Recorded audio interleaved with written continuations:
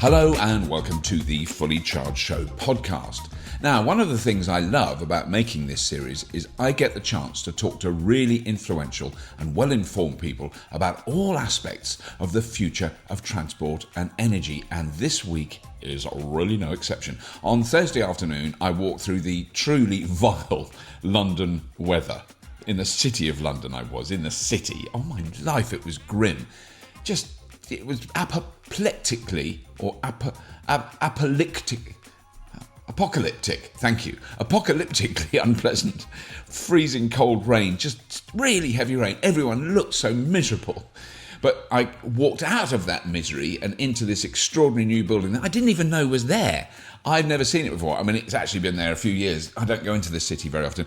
Just to explain to listeners who might not know this, the City of London, which is where London started, before the Romans came, is where all the banks are now. So all the big banking groups and international economic trade stuff. It's what this country relies on, is banking. And so when you see a skyline shot of London in the movies, James Bond movies always have a shot of all these towers, amazing looking weird shaped buildings.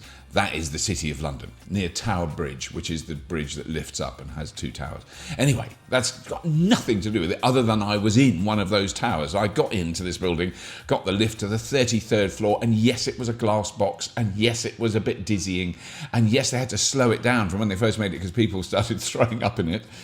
I don't know if they threw up, they got very unpleasantly ill.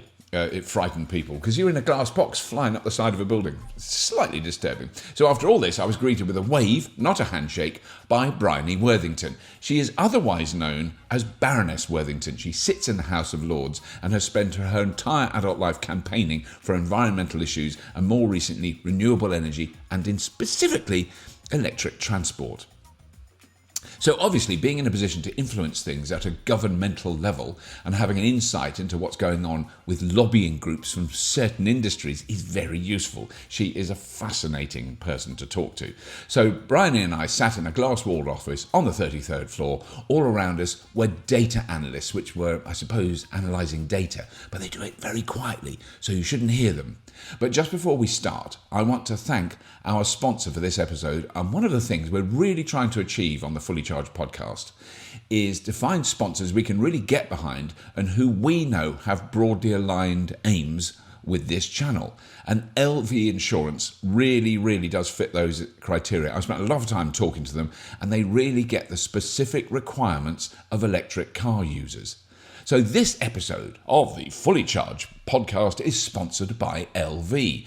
Now, LV were the UK's first insurers who designed a cover policy specifically for electric vehicles. That's why their electrifying insurance targets problems specifically for EV drivers. It offers recovery to the nearest charge point if you run out of charge in the UK without it affecting your no claims discount. That's quite good. LV's electric insurance also comes with the same amazing features as their de facto 5-star rated car insurance, like lifetime repair guarantees and using a recommended repair service. So if you search for lv.com/electric and you can get a quote today. Or, even more beneficially for all people, visit them at their booth at Fully Charged Live. Anyway, that's enough of that. Let's get on with the show.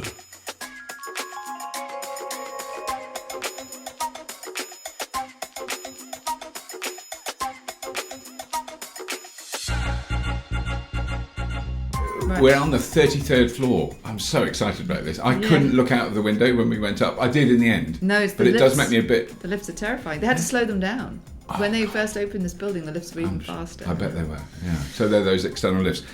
So I'm with Bryony Worthington, who are... Now, I've never done this before, but I'm going to call you... Is Baroness Worthington the correct term? Yes, Lady Worthington. Lady Worthington? Yeah. It's so exciting. It is, isn't it? I'm still not used to it. The only people that ever call me that really are the doorkeepers in the House of Lords. Right, so, I see. Okay. Everyone else. So I'm allowed to. Yes. I wanted to bow when I met you. Well, we can't shake hands. We can't shake hands. We didn't shake hands. We only waved, which is very exciting. But some people are using the red dwarf salute. Rimmers. Oh, are they? Oh, Chris will be thrilled. Yeah, wow. no, it's come in because it's better than this. Well, yeah, it is really. I suppose if you do that. But I just think there's going to be some listeners of Fully Charged who won't know what the red dwarf salute is. But if you Google it, just Google Rimmer's red dwarf salute. You'll see exactly what it is. But then, so can we just briefly do a brief history of how you get what you've done? Because it's I always connected you very much with the environment as an environmental activist, I suppose, in the broadest sense of the term. Yeah, so yes, like way back, my first sort of interest was in wildlife conservation, actually, saving the whale when I was a kid, in the 70s. And I suppose I've just always felt like I need to advocate for the things that are the underdog, really. Yeah. So, and I was doing wildlife conservation all through the 90s, and then I got interested in climate change. And as soon as I found out about the risk of climate change, I was like, oh, well, that's it. I have to work on that now. Yeah. There's nothing else. Because it kind of affects wildlife. Everything. Yeah, everything, right? Survival is. So I switched and I became a Friends of the Earth campaigner and learned how to campaign from the greats, from Friends of the Earth, who were brilliant, had great training, and got really interested in energy policy and went to work for an energy company. And then, but at Friends of the Earth, really, I drafted a campaign for having a new climate change law. Right. And that became the Climate Change Act in 2008. Yes. And I had a hand in writing it. Right. Then a civil servant. So. And that's extraordinary in many ways that stands and it's a thing and it's a law in this country and you have to abide by the law. And it was drafted in about less than 6 months from conception to and it stood the test of time, and it's probably the best thing I'll ever do. Do you know what I mean? After that, I was like, right. What's next? What can I do? You're like a teenage pop star. You've peaked. Yeah, I peaked with that difficult second album. In fact, that's I'm still trying to get back to that heady days. But no, the beauty of it was strengthened throughout the process of going through Parliament. It's been strengthened again with the setting of the net zero. Yeah. And it's just managed to sustain itself within all this crazy political turmoil. Yes. So we've been through a bit of it, but I do find it fascinating that the current administration, there's not many aspects of their outlook or decision making that I would agree with or think, oh, that's jolly well done, chaps. But bizarrely, electric vehicles and renewable energy, you just think that is in total contradiction with, for instance, the Trump administration. I mean, because there's plenty of other ways they're quite strongly linked. Yes, our current government and the Trump administration, but not on that. That's a big divergence. Yeah, and I think it's a testimony, I think, to the fact that our politics is less tribal by and large, in that has been. Yeah. I mean, it's gone out to the extremes, but there's a lot of people in the middle. Big chunk in the middle. And so if you want to succeed and last for 10 years, you've got to sort of win over the middle class, the Lib Dems amongst us. Yeah. And you can't do that by just rabid populism. Yeah. You've got to have things that offer hope to this kind of, they do vote and they're important. Yeah. And so the green stuff sits well, I think. And actually what I think they'll do, and I hope they'll do this well, is link it to jobs. Yeah. Because post-Brexit, we're going to need reasons to build back, jobs in our country. Yeah. And let's do it through green jobs. And I mean, I think the side of it that has really struck me in the last sort of 5 years, as I've come to understand it a bit more, is just simple, free market economics. If you put up a wind turbine, it produces more money than if you try and build a massive nuclear power station that's going to take you 10 years to build and... I want to come on to nuclear. But I mean, at the moment, the fact is that renewables are the quickest and cheapest way of producing electricity. It's actually not. I mean, in the long run, it might not be. It's not the cheapest in the long run, but in the short term, it gets you a return on your capital very fast. Right. And importantly, through government policy, it's de-risked. You get a contract from government that enables you to put money in there and know you're going to get a return. Right. So that's, in this crazy world, that's gold dust, right? Yeah. So government-backed contract. Know you're going to get a return, quick to build. That's why it's kind of taken off. Really. Yeah. And it's brilliant because it's getting better and better and we're innovating. And, and they're getting bigger and bigger and more terrifying. Yeah, I know. Yeah, we're going to go and see some, I think, later this year, some blades and some possibly an installation out at sea. Yeah. But I mean, I think, because the main topic I want to talk to you about, obviously, is the autonomous and electric vehicle bill. Mm-hmm. But the other thing that I think we've just touched on then that I think is very relevant to Fully Charged is your, I suppose, change of heart regarding nuclear power. Yeah. And I just want to point out now, I'm not an I never had an Atomkraft 9-Denker sticker on my Morris van in the 1970s when you were a child. Yes. Because I was always going... I've got an Atomkraft Jahrbitte. Oh, have you? They're great. But because I do think, you look statistically at the global footprint of nuclear power plants, they're incredibly safe. Yeah. They've produced a staggering amount of electricity with very, very... they're all outside. There's no argument about it. And there are 3 exceptions we all remember because there were 3 exceptions. There were only 3 exceptions. And when they go wrong, it's a nightmare. Yeah. But they very rarely do go wrong. I don't have a problem with any of that. I have a problem with... So I've done 2 appearances at Sellafield with the nuclear scientists at Sellafield doing a humorous after-dinner talk about electric vehicles. And, Oh, great. And I always open it with how majestic and wonderful the wind turbines were that I drove past today. And they boo. Oh! They boo. Energy tribalism. Yeah, oh, energy tribalism. But amazing amazing people that work there. They are. And they're they're 2 old guys, who even older than me, who should have retired but aren't because they've tried to train are genuine. You can see proper anxiety that they don't have enough people to look after this. Whatever we're doing now, forget that. What we have done, the legacy we've got that place is looking after, is pretty scary. I'm hoping that you know people who go, give me those old stairs and railings. I saw them in a swimming pool, which are highly radioactive, old bits of metal. Yeah, as they're taking things apart. Can we use that? I mean, that's what... We should. This is a whole subject in itself, and I hate us not to do EVs. We got to do EVs. All I would say is that it's... The thing about nuclear waste is it's containable. It's small in volume compared to the high level, highly. There's a ton of legacy stuff from the weapons production. Don't get me wrong, right? That's that. Yeah. Commercial nuclear, relative to the amount of CO2 we're blasting into the upper atmosphere, that it's very small, very contained. And the thing about radiation is it's people. There's 3 types of radiation. They can all be stopped by different layers of materials being put between you and it. So paper, a certain amount of steel, and then a certain amount of steel and concrete protects you from all of it. Right. So it's not like it's not like this mysterious thing that we don't know how to contain. No. And honestly, it's much easier to deal with than the stuff that we're releasing right now, which is imperiling everything. So, and I really have come around to thinking that without a sensible nuclear build program, we're just going to be slower. And in climate change terms, time That's really really matters. important. Really matters. Yeah. I can't help. I'm still highly sceptical of Hinkley Point C, but just from a purely economic standpoint, and a kind of geopolitical one. So can I? So lovely insight about how lobbying works, right? So you can be. How did a French and Chinese company get to build that? But why have we got an offshore wind industry? Well, which is Danish. But it's partly because when we privatised the electricity system, the nuclear stations couldn't really compete with the new gas because they were cheaper. And so they said, look, we're going to lose out here, so we need a policy that rewards us for our lower carbon output. So they asked for a non-fossil fuel obligation, which they got. But the civil servants at the time knew there were other forms of zero emissions like hydro and wind. Yeah. And they said, well, that's fine, but we've got to draft this policy in a way that enables everyone to benefit. Right. So on the back of the nuclear lobbying, we got onshore wind, which then turned into offshore wind. And the reason we've got these massive offshore wind farms now is because, fast forward a couple of decades, the nuclear industry came back again and said, well, now we want a policy that will de-risk a new nuclear power station. Right. And here, Minister, is a bill we wrote for you. And again, the civil servant said, that's fine, but we'll have to make it open for all technologies. Right. Hence now, the fact we have these amazing contracts. Right.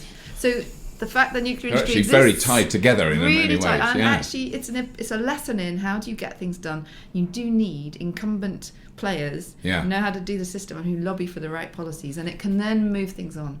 And this is relevant to our EV conversation. Yes, because actually, so that I understand that, so that because that is such an extraordinary thing. I always knew there were lobbying groups who would go in and meet ministers and meet civil servants and argue their case. Yes. And that's not secret or conspiratorial. No. That's what happens. That's what happens. But I didn't realise they actually wrote effectively wrote the laws, which I've sort of heard that referred to, but that always sounded a bit more like, not wrote, It's basically, what do you need? Tell us what you need to do that thing which will give us jobs and revenue. Yeah. That's, governments tend to respond well to companies because they are employers and they generate GDP and all that stuff.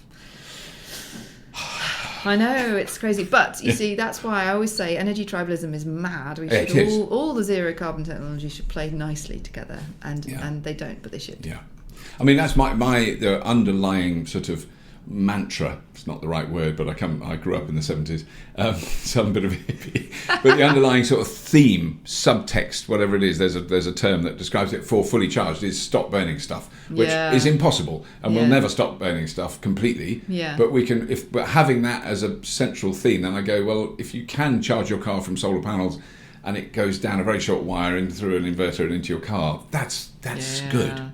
That's exactly. And it doesn't work today would be a really bad. I will, because what's amazing is if I look at my monitor thing, I will have made sort of 0.5 kilowatt hour today. So it's not going to get you 2 miles. If you had a nuclear power station in your garden, you'd be fine. See, I've always said I'm happy to have a nuclear power station. I just don't want them to store the waste in my garden. That's my. Even that, just need Would a it lot be of all concrete. right if a really deep hole? Deep hole with concrete, actually, or a swimming pool. Because the other one I got very excited about a couple of years ago, and I've heard about it. We're going to move on to EVs, but this last one, which is.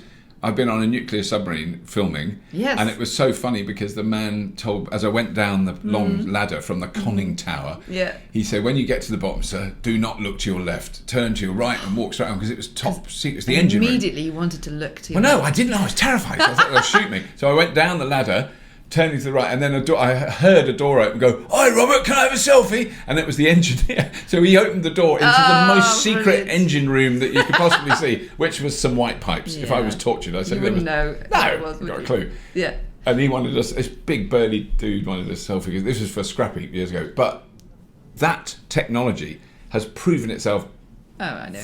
Incredibly successful. I mean, these people sleep next to it. Sleep next to it. They're underwater for 6 months, and it's producing fresh water, oxygen, cleaning the air. And also, if you want to do space exploration, if you want to do it well, but if you could put one of those, a nuclear power plant that's on a submarine in a container and put it outside a big new housing estate. Well, the problem because there was a company that was trying to do that. The problem is that they use highly enriched uranium to run them, and that's really very, very expensive. So it doesn't work. Yes, no, it is the cost thing. So, but anyway, modular reactors, they will be delivered. Do you think they will happen? And it'll be mostly the innovation will happen in China because they need it. Right. Anyway. And we've been to see fusion experimentation. Helen Chesky went to see that, which was fascinating and a lot of interest in it. Yeah, let's but I'm much happier to do the existing nukes and get them going. Good. Yeah, replace the coal with nuclear. Yes, stop burning coal. For goodness sake. Because I'll tell you the other Lord. No, we will move on. Honestly, but he was very rude about that. And I can't remember. He's a very successful scientist. He's who sits in the House of Lords. Mm-hmm. Very right wing, very Brexity. Mm-hmm. Owns a open cast coal mine. Oh yes, Viscount Ridley. Ridley. Yeah. Matt Ridley. I had no idea who he was. Met him, charming man. Yeah, we were on a panel together. Yeah. And then he suddenly said, silly toy windmills and silly stupid little electric cars or something. And I kind of went, I didn't know that's what because I understood he was because he's a biologist. Yes, he's an author. He's very and he's very successful. But remember, Matt's family are a Newcastle coal mining. Yes, they're a coal mining family. Yes, they love coal. It's clean. He told me.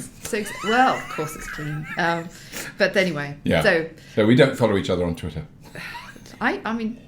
I think Matt, of all of them, he's the most approachable. Let's put it that way. Yeah, he was charming before. Yeah. Afterwards, it was a little bit tense. I think I was a little bit cheeky. I reacted in a rather immature way. Electric cars. Yes. I always say they won't save the world, but they open a door to looking at the way we use energy in a different way. I mean, they're still cars. I think this is a really important thing. But they're made in factories. People do like cars. They do. Useful. They do. Yeah. And I think the more I've spent time thinking about it and talking to people about it, and hearing the arguments like, God, if we transformed every car in this country to electric, it would, which is perfectly true, if you could physically do it, replace 32 million vehicles overnight, it would melt the grid, it would do all kinds of things. That's never going to happen. But the notion of, it's made me think about the absurdity of private ownership of a big, expensive thing. Yes. Parked outside your house. Don't use it is like owning a house in the south of Italy that you visit 1 week a year. It's kind of almost the equivalent of that, isn't it? It's kind of. Well, I think it's just people's use of transport is changing for sure. In certain environments, like it's very hard to generalise around transport use, isn't it? Because everyone's got their... And it depends where you live and what country you're in, and whether how you're in much cities or outside. Public transport there is, and the cost of public transport, which is another great thing that's not talked about. But so, but cars... I mean, I grew up in rural Wales, and the thing I first wanted when you were 17 was to get in a car and just be able to. Yeah, so it symbolises so much with of what we've come to rely on and enjoy. Yeah. So I'm not anti-car. I think it would be fabulous if we had much more shared ownership or shared use or ride-hailing apps that were properly paying their drivers, etc. But I still think we're going to have cars. Yes. And in that case, let's make them as clean as possible and as efficient as possible. Yeah.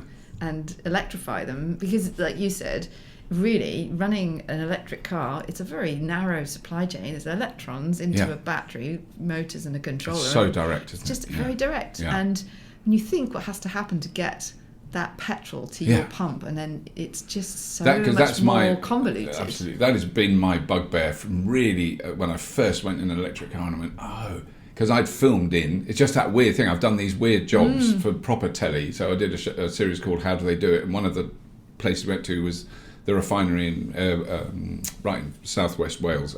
Port Talbot? Pembrokeshire. Pembrokeshire. Milford Haven. Milford Haven. Yeah. Massive refinery. I know, it's huge. An amazing place. We spent 2 days there, and it was extraordinary. I loved it. And the smell was often not great. Quite difficult to deal with. But the scale of it was just phenomenal, and that's when I found out how much electricity they use. They were very proud of it. They used more electricity than Coventry.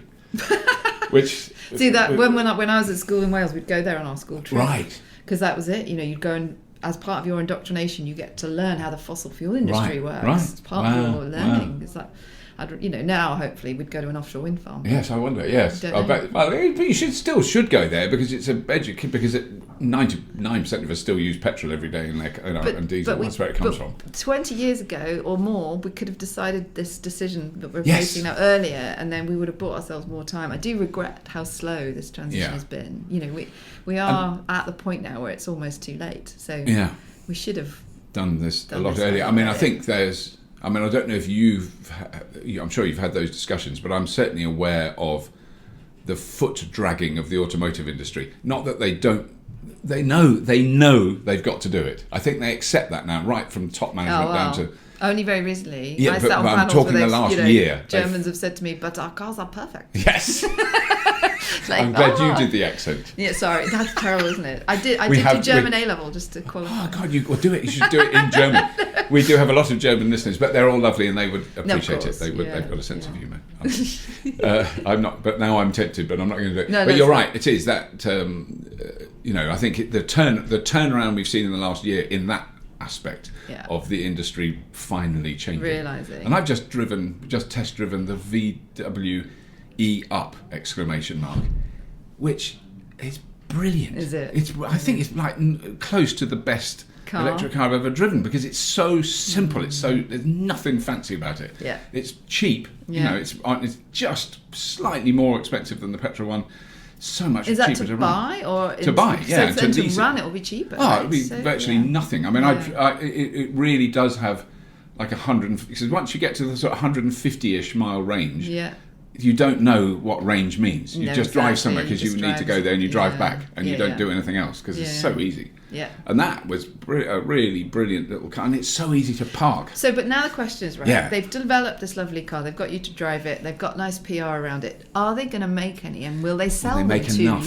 They sell them to you when you go to the showroom, and the showroom person tells you to buy a diesel. Because and you know that they get given bonuses that are just they want you to sell the stuff that's on the stock. So I mean, I think that is changing. I've done 2 talks for Renault are a slightly different beast, but where I've had to talk to Renault dealerships who are independent. They're not they're not employed by Renault. Yeah, and they're not all positive. I think that's true. I think there's quite a variance. And huge. How and within a company there are there'll be a VW showroom somewhere that is really pushing the E-Up and the E-Golf, and there'll be another one that won't even have them and will tell you they don't work. Yes, exactly. No, you don't want that. God. My sister tried to buy an E-Up in Milton Keynes, and they told her that she shouldn't waste her time and she should just drive a diesel one. The same thing happened with the Mini, right? People used to go in and say West London, I'd like one of those. They say, oh, no.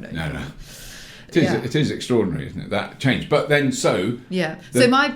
yes, with my weird hat on in this role as a legislator or a scrutiniser of legislation, I just thought, how can I keep this conversation going about how we need to get car manufacturers to sell more of these vehicles and give them some certainty that if they invested in this new infrastructure that they'll need, that there'll be a market for it. And what we did in the renewables world was we created an obligation on the supply companies to source more renewables. Right. So the bill that I drafted just before Christmas was to say, right, we could put an obligation on all of you that by 2030, 100% of new sales will be clean. Right. And that will be laid out in policy, and if you can't make it, you can pay a buyout.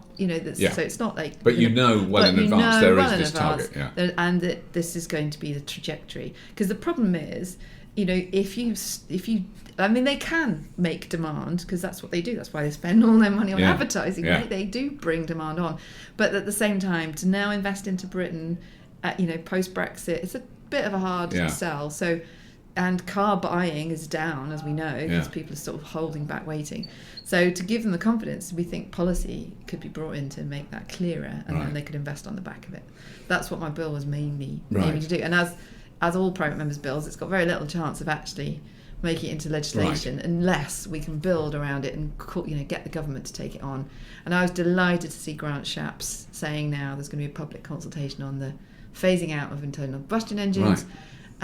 Which they're saying by 2032, which is not that far off. So I mean, I just want to quickly explain to because we have I keep forgetting we're a very international audience. So Grant Shapps is Minister of Transport in the current. He's the new Secretary of State. The new Secretary of State for Transport. That's a better description. So he's the guy holding the pen on what the Transport Department does. Yeah. And I just for our listeners, I did interview Grant Shapps a couple of years ago.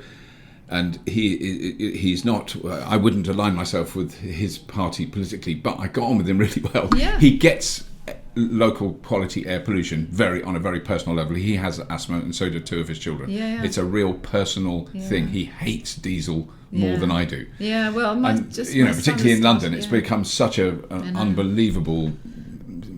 Disgrace. Really, it is a disgrace, actually. I mean, it is a disgrace, and the fact that we've kind of let it. No one's gone to jail, but people's lives have been really blighted by it, and in fact, kids have lost their lives. Died. I mean, it's just that industrial mindset of this is what we do. We build cars like this, and you can't tell us not to. Yes. And it's quite libertarian in many ways. It's not thinking about what the impact of the wider world is. It's just very focused on the immediate self-interest, and we've got to change that. So now, just so that I understand the difference between so I was invited to talk in front of a parliamentary committee, and I was really bad. No, you were great. Were you there that day? We had an event we hosted and you were there, but no, I wasn't there when you gave evidence. Oh, right, because that was very embarrassing. So I wasn't really very good at it. But I think I hadn't been fully briefed by the civil servant. I wasn't sure who these people were, but they were lovely, and it was all very nice. And there was a lovely man who I've since met again, I can't remember his name, who was in the Thatcher cabinet, who's got very luxurious hair that's swept back. Lord Deben? No, because I know Lord Deben. Right, he and I got on like a house on fire. He's a dude. And he was, all these people who were in my youth, villainous people. Well, now fabulous. He's amazing. I'm not going to remember his name. But he was there, and he has an electric car. And there was a guy from Sheffield, I think, who's a Labour MP who's got an electric car. Yeah. So they were really asking the tough questions, which was great. But I wasn't terribly. I was asked to be more pithy in my answers by whoever was chairing it. Okay. But so that wasn't your bill. That was the autonomous and electric vehicles bill was one I worked on. Right. Yeah. Automated and electric. Automated and electric vehicle bill. Yeah. But there was because I talked about charging. That's what they were asking me about public charging, how that works, and that's it just so that I do understand it because I've been saying this and I think it's true.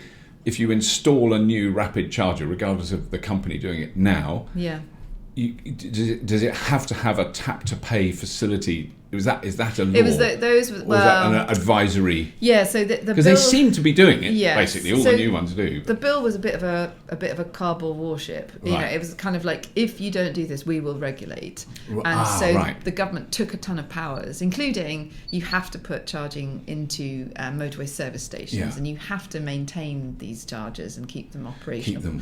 And you have to pool all the information into one central pooling of a website. Yeah. So they were basically saying, sort yourselves out. If you don't, we'll regulate. Right. And hopefully it works. But I mean, I'm a bit old-fashioned, and I think sometimes you've got to not just rely on the cardboard warship. You actually have to put the regulations in. But we'll see. Yeah.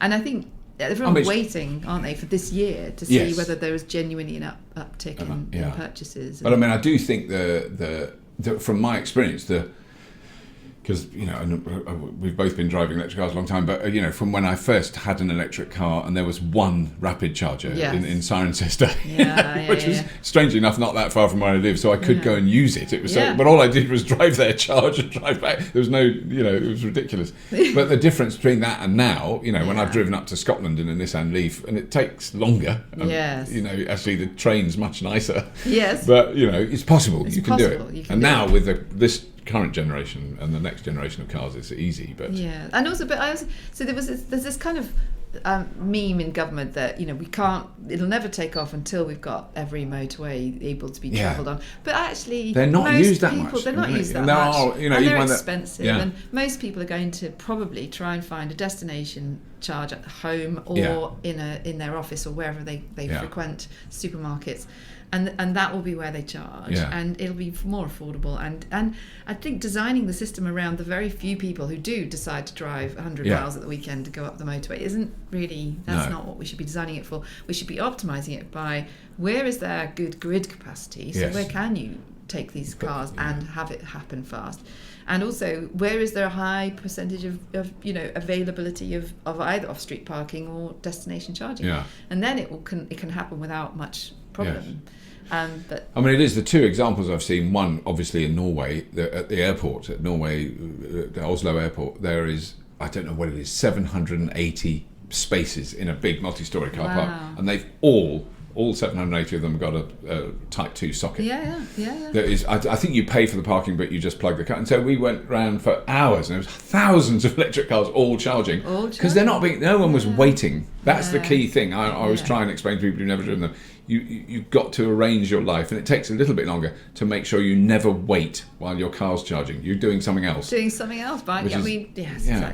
Which is really the sleeping. But in sleeping. Yeah, that's the main thing. Exactly. Westgate shopping mall in Oxford, which I would normally avoid like the plague, and I've been there quite a few times, because that is pay for the parking, and that's got 45 or 55 spaces. So they're not marked specially, they're not got green paint on them with leaves, they're just car park spaces.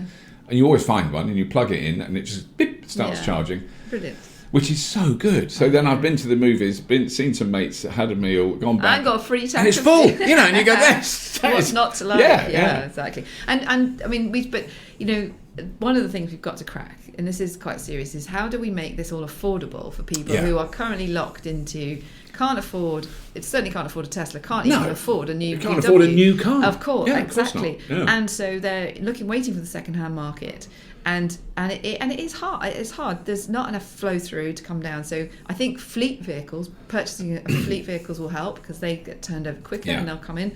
But also, and this is what this new bill tries to do, is can we have a conversation about retrofitting and converting cars? Now, I'm sure I'm not an engineer. There are complexities here, but you're essentially stripping out a very complex system and putting in a much simpler system. If we can find a way of doing that in a modular way, bring the cost down, I think if you got it to a price point where you could convert your Ford Fiesta for £1,000, maybe you would, because you'd save it back in fuel. Yeah. So that's the thing. And also those cars are perfectly, even like 5, 6, 7-year-old cars, perfectly serviceable in terms of the running gear, the wheels, the brakes, all that stuff. Yeah. And so I'm really interested in that space, and whether, even if it's a small percentage, it still means it happens faster. And the whole thing about climate change now is speed. Yes. How fast can we bend that curve of emissions? And if we do crack that, and it's really just motor manufacturers and battery providers coming together with someone who provides a controller, and that kit could be made. Yeah. So wouldn't that be exciting? It would be. I mean, because I'm sure you're very aware, but there are small groups of kind of cottage industry who are doing amazing conversions, but they're generally fairly high-end sort of classic cars, but beautifully done. I saw one doing a Land Rover being done recently, and so but wouldn't it be interesting? Anyway, so I think, you know, I want us to have that conversation around how could we do this quickly and efficiently, and we're not going to be able to solve everyone's problems. There are always going to be people who feel that they're excluded, but if we can bring the costs down, make it affordable, and maybe we have zero interest loans that the government underwrites for a period that can help people afford it. Well, I mean, there's already. I don't know how long is the government grant for buying a new electric car. Well, it's still going now, which is surprising. It's gone down a bit, but it's still there. I'm amazed that it's still there. I'm amazed it's still there. I think the Treasury will try and get rid of it soon, but perhaps what we should be asking for is a zero interest loan, or there should be finance available, green finance that helps make this affordable, because it's better. It's all round better. Yes, cleaner air, cheaper to run. But I mean, even because I lease cars now, because that's the thing when people go, well, it's all right for you, I can't afford to buy a new car. And I do say that I bought my first new car once when I was 50. Yeah. And before that, it was second, third, fifth, 10th hand. Exactly. Always. I never bought a new car. I didn't know people who bought new cars. No, didn't even meet them, And so buying new cars has been a very thing much later. And now I lease. I don't buy them, I lease them. But I mean, that might be a way, if you could get a government grant which paid for the deposit on a lease, but you paid the lease, then that initial jump of going exactly is a so zero much. interest loan for that bit, or whatever it is. There's got to be clever financing solutions, and we've got to put pressure on the lease companies and the rental companies that what we ask for these when we go for their services and say, why can't I get that? You do want zero APR. I mean, all those things are beginning to happen. When we're doing stuff with LV Insurance, and if you have an electric car and it goes in for servicing, they guarantee that you'll have an electric courtesy car.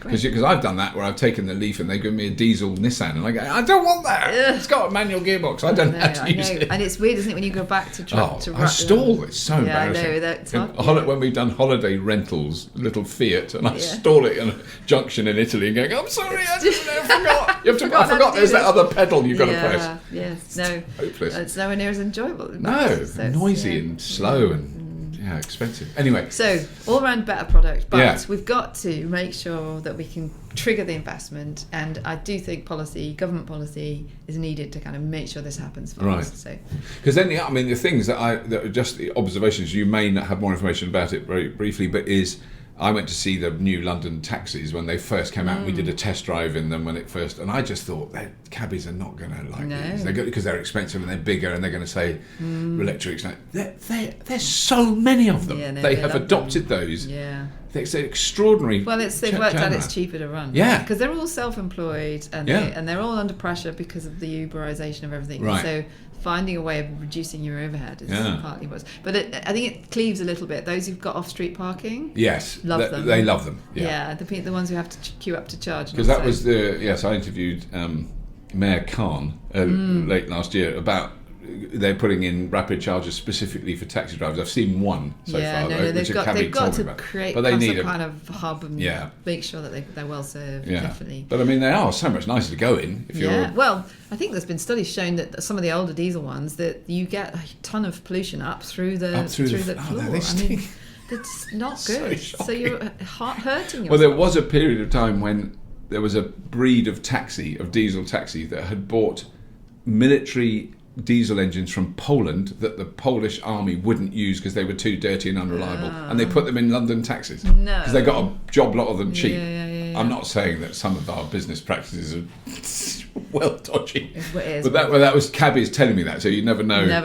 But the cabbies are an amazing force, right? They are a lobby force to be reckoned with. I think that's the other harnessing thing. Them we'll see that the Prius example, where no one bought Priuses for 10 years until taxis did, and then it went off the scale. And so I've spoken to a lot of electric vehicle makers who look at the Prius sales graph and pray, well, if hoping it's an S curve, but it is beginning to happen, much more. But it's we just and let's hope that then we can solve some of these affordability questions and making sure it's a revolution everyone can take part in. So is there anywhere that people can go and look, listeners can look and see you sent me the link to your paper, which I already had. My bill. Yes. Your bill. We can perhaps... I can do the link. I can put the link in the show notes. Yes. Yeah. Oh, great. No, I mean, I don't have an NGO myself that's funding anything like this. There are people that I'm working with out in the community to try and advance this, and I can keep you posted. Yes, no, do. I think there is a definite need for more advocacy in this space. Yeah. So I would love the ZEV owners to coalesce, and there is a Twitter handle, ZEV Buyers Club. Oh, right. At ZEV Buyers Club. At ZEV Buyers Club. Oh, right. I've sort of encouraged people to coalesce there. It's hardly any followers, but I'm sure if you follow it. I'll follow it and tell people. Yes. So that the idea of that being a sort of an association of electric vehicle advocates and owners. It's far from that. I need to get some funding in to make that happen. But it's. I think the community is a brilliant community. It is amazing. Hugely dynamic, and as you say, some of the things that are being done in these hobbyist ways that are brilliant. Let's try and mainstream some of this. Yeah, because that is the general support and the enthusiasm. I mean, when we do the live shows, it is just extraordinary to witness that. Yeah. You think, wait a minute, this is just about cars that are kind of, in my mind, they're not that different. No, they just don't exactly. do smoke and smells exactly. at the back. Yeah. But there's still things that take up space that Yeah. But they're passionate enthusiasm about them, and I think you find, but now it's also you've got electric scooters, electric bikes, and buses, electric vans. It's like it's there's a thread on my Twitter feed today because of the red diesel. The changes in taxation around red diesel there were, because I remember hearing a lot about electric tractors 8 years ago, and then it's just gone completely quiet, but there was a lot of people going, I reckon we're going to see some electric tractors. I mean, I've used an electric digger. It's brilliant. Well, actually, interestingly, conversions really started in the mining industry, where they were starting to rip out engines there, because the mining industry came under a lot of scrutiny, if you remember, because of lots of controversy. Yeah. So they actually have taken it very seriously. So these kind of in situ machinery, and especially if it's going underground, you don't want it to be having smoke coming out of it. So those niche vehicles could go really fast, and tractors. I mean, it's crazy. Yeah. Absolutely should. They should be, shouldn't they? Because also, I mean, the two farmers I know well, if you put a big wind turbine up in that field, it's your own fuel. You can charge a tractor from that for nothing. Yeah, I know. And they're going, exactly. Or solar panels, right? Lots of farmers are doing that. On their barns. Yeah. I must let you go. You've been brilliant. No, absolutely. But I do want to say say all your things. One other thing on the bill, which we as a community who care have got to think about, is the Treasury is central to all of this. We all know that. But of course, they make a lot of money from the fuel taxes. Oh yes, good. Sorry, thank you for mentioning it. It's on my list. But so how are we going to transition from a world where a lot of good things get done with that money, some not so great things. But the point is, it's a big supporter of the public purse. If we move away from fuel, where does that taxation revenue come from? And how do you pay for the roads? You have to pay for road use, and I think the quicker we can get onto discussing that with serious intent, the better. Because you want Treasury to be on your side, and you want them to see that this is going to be sustainable. So, can we find a way of just paying for the miles travelled? Now, one way would be to use your odometer. You do an annual light MOT check, read the odometer, and that's your tax bill. Yeah. Another might be to use the in-car, capabilities. The communications, But I'm worried a little bit that people won't like that because of the spying, knowing where you are. But it could be anonymized, But I mean, if you've got a phone, really, yes, and everyone knows where you are anyway, right? So you've got to drive an analog car with no phone. Yes, and in order to be a face mask. Exactly. But so first rule of tax is, can you make sure it's not cheated? So but the odometer exists, and you could use and it's that. quite hard to. I mean, not impossible. Not impossible. They've made it. It's pretty difficult. But then I guess people start making the more effort hacks. to crack it. Yeah. But anyway, so can we do that? And then also I think there is something about weight of vehicles that we need to think about. Now EVs can be heavier. Yeah. But equally, the size of some of the cars today is just huge. ridiculous. Yeah. So maybe it's by volume, right? We do a tax be a good idea. That's just by the volume of I suppose space you take the thing is that the weight does the heavier car, if there's a little pothole and lots of very heavy cars drive over it, it will get much bigger. Yeah, it doesn't matter about the volume so much. My bill suggests that we do it by, there's a weight, you add a weight component, but you could do it in other ways. But the point is, let's actually charge for the things that we're having to fix because of that, and congestion or road damage. Let's do that with our tax system. I mean, it strikes me as a lot fairer. So if Joe down the road, who's got a quarter of my income, and he drives a car, he has to pay the same tax for his car as I have to, and I drive 25,000 miles and he drives 5.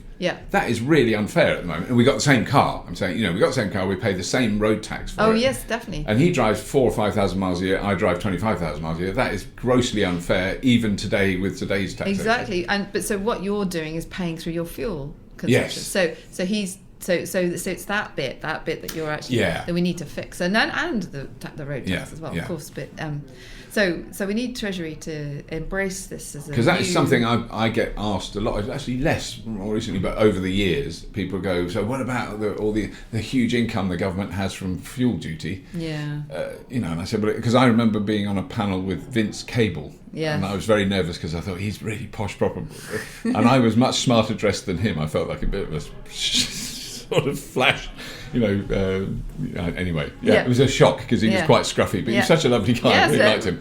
And he just said, I asked him on the panel, I said, how will we do it? He said, well, I can't charge you, I can't tax your electricity because you can make your own. Which was going to be my point. I was going to go, what happens when I make my own? He said, but we can only charge, for miles. That was probably 8-9 years ago. They know. They just need to get on with it. But it's how you do that. Because we need Don Cummings to get a grip and get this sorted. So. Oh, right. If who's our number 10 advisor that everyone's, who's apparently pulling all the strings. He's our new ruler. He is our new ruler. For people outside the UK, there is this rather peculiar looking gentleman called Dominic Cummings who runs the country at the moment. So if he got all really furious and resentful and bitter... actually I think that's a mischaracterization, because I think actually he just wants to get stuff done. So if he decides to he likes disrupting and he wants to change, he generally does think, I think he wants to change things.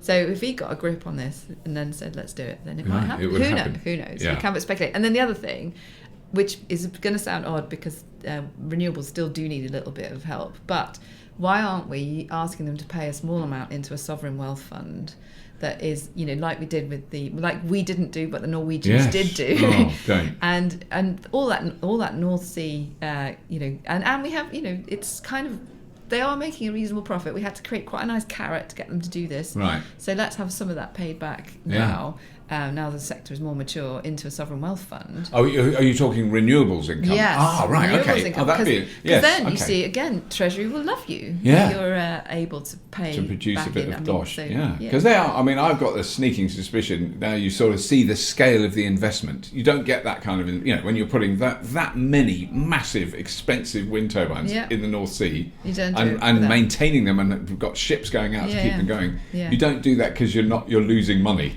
No. And that is the thing. It's always been a game of creating the right size carrot to get them in. And, over time, you reduce the carrot down to the point where it just makes sense for them to do it anyway, commercially.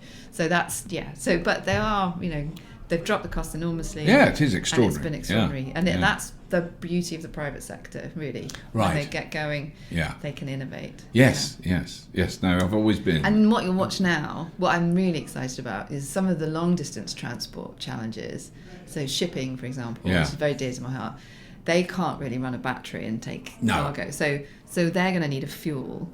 And I think you're going to see the wind industry realise quickly that they can turn their electrons into fuel, and that will be dropped into ships. And so you can make hydrogen from electricity. You can make ammonia, which is an actual combustible fuel. God, so could you run a marine engine on ammonia? Yes. Wow. Yes, and with very little modification. So man diesel engines are bringing out an ammonia compatible marine diesel engine. Because it sounds like it's going to stink.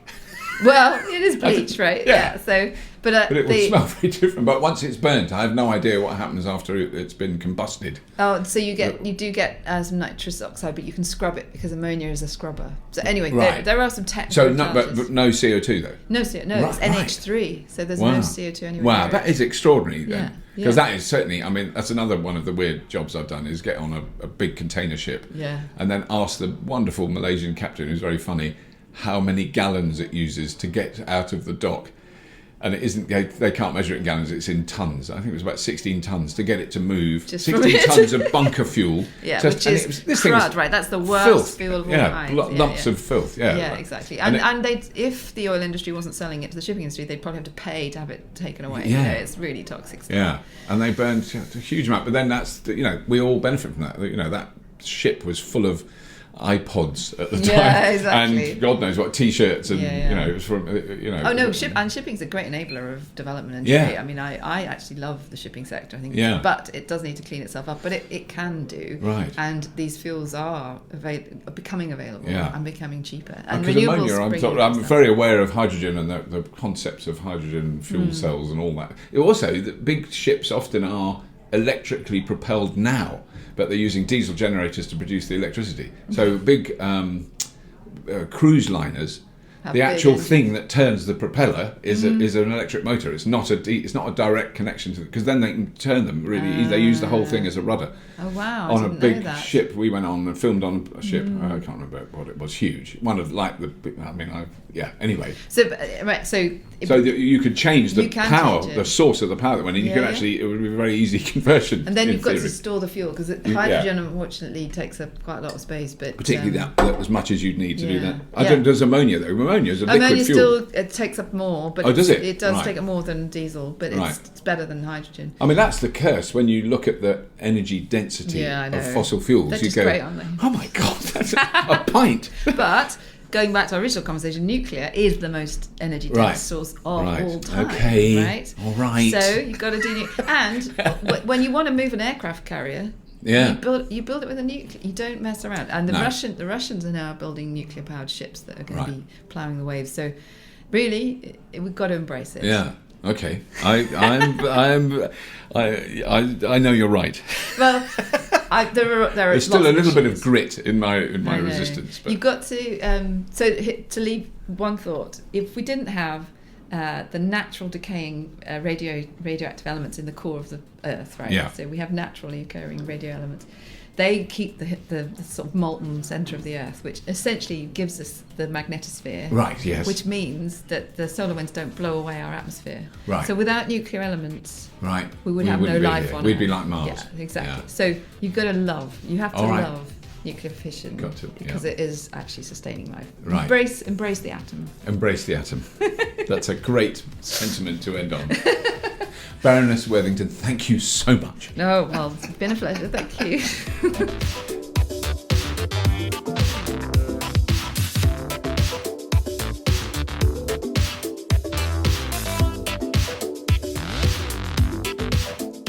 So a big thank you to Bryony for spending that time with me in the nice warm office. She's an amazing woman. I'm going to try and get her to either join a panel or do a talk at Fully Charged Live, because she really is, well, as you can tell, an extraordinary woman who really does get it. Drives an electric car as well, which is always a big plus. That's all. So, please do have a look at the Fully Charged show if you haven't seen it on YouTube. It's been going for 10 years. Been going rather well recently. We review loads of cars and loads of other clean tech stuff on there. There's some amazing shows coming up. Don't want to go on about them too much because I get too excited. Please subscribe to this podcast using your standard podcast downloading subscription app. I don't know how much longer I can make that description. You know what I mean. The downloady thing that you get, if you subscribe to it, it comes automatically. You don't have to worry about it. I do it with loads of them. Podcast, that is. Have a look. There will be a link underneath in the show notes about. There will be something about Bryony, but there'll also be something about Patreon. Our Patreon supporters are truly amazing. That's what keeps the show going. It helps keep this podcast going. It keeps everybody busy. We're working very, very hard at Fully Charged Towers, and that's all. That's all. Thank you so much, and as always, if you have been. Thank you for listening.